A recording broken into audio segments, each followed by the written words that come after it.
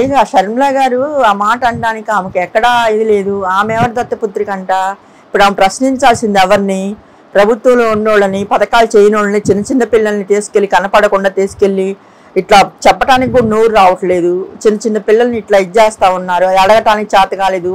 Super 6 అని పెట్టారు, అది అడగలేదు. ఎప్పుడన్నా ఆమె క్వశ్చన్ చేశారు చంద్రబాబు నాయుడు గారిని. చంద్రబాబు నాయుడు గారికి ఆమె దత్తపుత్రిక. ఇప్పుడు ఆమె అనే ముందు కూడా ఆలోచన చెయ్యాలి కదా. ఎవరిని క్వశ్చన్ చేయాలి? జగన్మోహన్ రెడ్డి గారిని క్వశ్చన్ చేయాలన్నా?